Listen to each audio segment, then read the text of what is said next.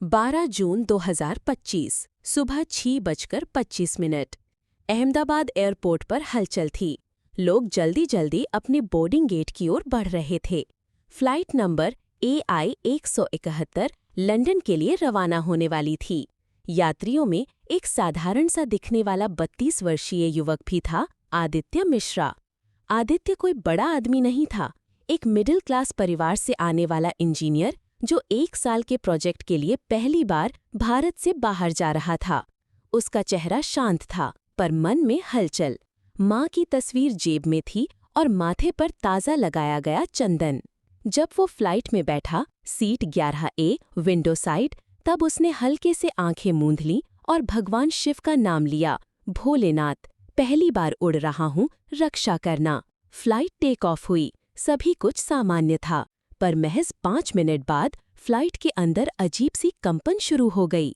Seat belt sign दोबारा on हुआ और क्रू के चेहरे पर तनाव दिखने लगा। अचानक तेज झटका, एक जोरदार धमाका हुआ और विमान एक तरफ झुक गया। चीखें, हलचल, कुछ भी समझ नहीं आ रहा था। पलक झपकते ही विमान जमीन की ओर गिरने लगा। आदित्य की आंखों के सामने अंधेरा छा गया। जब उसकी आंखें खुलीं तो चारों ओर धुआं और राख थी। शरीर का आधा हिस्सा मलबे में दबा था, पर जिंदा था। सामने जलता हुआ विमान का हिस्सा था और बहुत दूर एम्बुलेंस की आवाज सुनाई दे रही थी। शरीर बेहोश था, लेकिन आत्मा जाग गई थी। उसे याद आया, जब विमान गिर रहा था तभी उसकी सीट पर तेज रोशनी छा गई थी, जैसे कोई अदृश्य शक्ति उसके चारों ओर एक ढाल बना रही हो। वो कुछ बोल नहीं पा रहा था, पर किसी ने जैसे उसे जोर से कसकर पकड़ लिया हो। उसने महसूस किया, कोई दिव्य शक्ति है, ईश्वर स्वयं उसकी रक्षा कर रहे थे। कुछ दिन बाद मीडिया इंटरव्यू। एक रिपोर्टर ने पूछा, आपके बचने को आप क्या मानते हैं, संयोग, भाग्य या विज्ञान?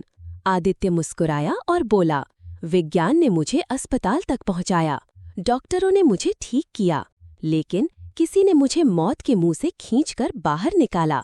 उस वक्त जब सब खत्म हो गया था, मैंने किसी को महसूस किया, भोलेनाथ को। मैं कोई साधु नहीं, न संत, पर जिस दिन मैंने माँ की बात मानकर घर से निकलने से पहले माथे पर चंदन लगाया, उसी दिन मैंने ईश्वर को याद किया। शायद वही कनेक्शन मेरी ढाल बन गया। कहानी यहीं खत्म नहीं होती। जब आदित्य स्वस्थ हुआ, उसने विदेश जाने का इरादा त्याग दिया।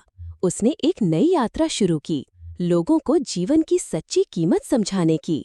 उसने एक ट्रस्ट शुरू किया, जीवन रक्षक सेवा, जो विमान दुर्घटना पीड़ितों के परिवारों को आर्थिक और भावनात्मक सहायता देती है। हर साल 12 जून को वो मौन व्रत रखता है और मंदिर जाकर घंटों तक शांति से बैठता है। एक बार एक पत्रकार ने आखिरी सवाल किया, क्या आप दोबारा हवाई यात्रा करेंगे? आदित्य ने कहा, अब मैं कहीं भी जाऊं, मुझे डर नहीं लगता, क्योंकि मुझे पता है मैं अकेला नहीं हूँ। जब सब खत्म हो जाता है, तब ईश्वर शुरू होते हैं। मैं जी रहा हूँ, ये मेरा नहीं, उनका चमत्कार है।